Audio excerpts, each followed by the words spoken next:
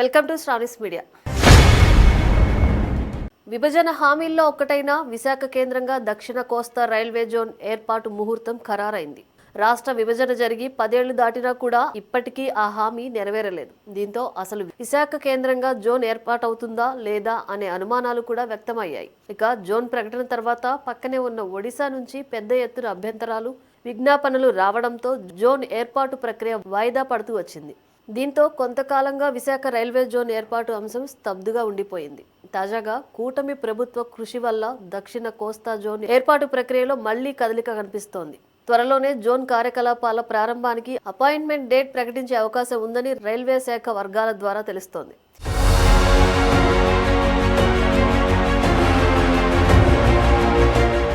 విశాఖ నగరం కేంద్రంగా ప్రత్యేక రైల్వే జోన్ ఏర్పాటు చేయాలన్న డిమాండ్ చిరకాలంగా ఉంది. విశాఖతో పాటు ఉత్తరాంధ్ర వాసులు జోన్ ఏర్పాటు కోసం ఎన్నో ఉద్యమాలు చేశారు. ఉమ్మడి ఆంధ్రప్రదేశ్ ఉన్నప్పటి నుంచే రాష్ట్రమంతా దక్షిణ మధ్య రైల్వే జోన్ సౌత్ సెంట్రల్ పరిధిలో ఉంటే, విశాఖ నుంచి శ్రీకాకుళం వరకు ఉత్తరాంధ్ర జిల్లాలు మాత్రం గతంలో కోల్కతా కేంద్రంగా ఉన్న ఆగ్నేయ సౌత్ ఈస్టర్న్ రైల్వే జోన్లో, తర్వాత ఒడిశాలోని భువనేశ్వర్ కేంద్రంగా ఉన్న ఈస్ట్ కోస్ట్, తూర్పు కోస్తా రైల్వే జోన్ పరిధిలో కొనసాగుతున్నాయి.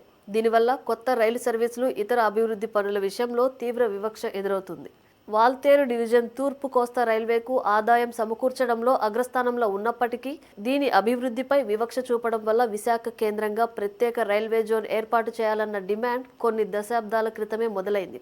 ఎట్టకేలకు రాష్ట్ర విభజన సమయంలో ఏపీ పునర్వ్యవస్థీకరణ చట్టంలో విశాఖ కేంద్రంగా దక్షిణ కోస్తా రైల్వే జోన్ ఏర్పాటు చేయనున్నట్లు పుష్కర కాలం క్రితం కేంద్ర ప్రభుత్వం పార్లమెంటు సాక్షిగా హామీ ఇచ్చింది. ఆ తర్వాత అధికారంలోకి వచ్చిన ఎన్డీఏ ప్రభుత్వం 2019 బడ్జెట్లో దీనికి పచ్చజెండా ఊపి ప్రత్యేక అధికారిని నియమించడంతో పాటు సరిహద్దుల వర్గీకరణ నివేదిక సిద్ధం చేయించింది. అలాగే విశాఖ నగరంలోని ఆరిలోవలో జోన్ ప్రధాన కార్యాలయ భవనం నిర్మాణం కూడా జరుగుతోంది. కానీ కొత్త రైల్వే జోన్ మనుగడలోకి రావాలంటే కేంద్ర గెజిట్ నోటిఫికేషన్ జారీ చేయాల్సి ఉంటుంది.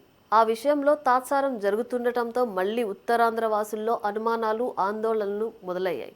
ఈ పరిస్థితుల్లో ఇటీవల ముఖ్యమంత్రి చంద్రబాబు నాయుడు ఢిల్లీ వెళ్లి రైల్వే మంత్రి అశ్విని వైష్ణవ్ను కలిసి రైల్వే జోన్ అంశం ప్రస్తావించారు. దాని ప్రభావమే ఇప్పుడు మళ్లీ జోన్ అడుగులు వేగం పుంజుకుంటున్నాయి.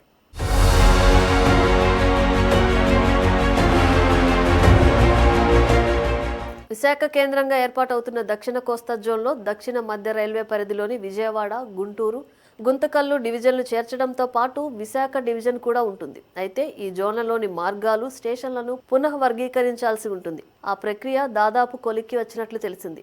గుంతకల్లు డివిజన్ పరిధిలో ఉన్న 108 కిలోమీటర్ల రాయచూరు, వాడి రైలు మార్గం సౌత్ సెంట్రల్ జోన్ పరిధిలోనే ఉండిపోతుంది. ప్రస్తుతం గుంటూరు డివిజన్ పరిధిలో ఉన్న విష్ణుపురం, పగిడిపల్లి, విష్ణుపురం, జాన్ పహాడ్ మార్గాలు మొత్తం 142 కిలోమీటర్ల లైన్ ఎస్సీ రైల్వే పరిధిలోని సికింద్రాబాద్ డివిజన్కు బదిలీ అవుతాయి. అదే సమయంలో 46 కిలోమీటర్ల నిడివి కలిగిన మోటుమర్రి, కొండపల్లి మార్గం సికింద్రాబాద్ నుంచి విజయవాడ డివిజన్లోకి వచ్చి చేరుతుంది. ఇలా మొత్తం డివిజన్ల వారీగా విభజన, సరిహద్దుల మార్పు చేర్పులకు తుది రూపం ఇచ్చి అధికారిక ప్రకటన చేస్తే కొత్త జోన్ పరిధి, సరిహద్దులపై పూర్తి స్పష్టత వస్తుందని రైల్వే అధికారులు చెబుతున్నారు. విజయవాడ డివిజన్లో 959 కిలోమీటర్లు, గుంతకల్లు డివిజన్లో 1354 కిలోమీటర్లు, గుంటూరు డివిజన్లో 628 కిలోమీటర్లు, వాల్తేరు డివిజన్లో 1106 కిలోమీటర్లు ఉండగా అందులో సుమారు 600 కిలోమీటర్ల రైల్వే మార్గాలను విశాఖ జోన్లో కలపనున్నారు.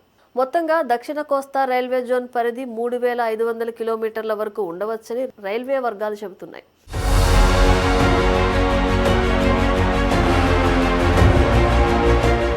కొత్త జోన్కు సంబంధించి కీలకమైన నియామకాలను రైల్వే బోర్డు దశల వారీగా జరుపుకొస్తోంది.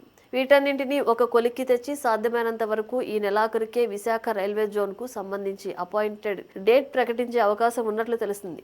అన్ని సవ్యంగా జరిగితే వచ్చే ఆర్థిక సంవత్సరం మొదటి రోజు ఏప్రిల్ 1వ తేదీ నుంచి విశాఖ కేంద్రంగా దక్షిణ కోస్తా railway zone, south coastal railway zone, SCOR zone అందుబాటులోకి వస్తుంది.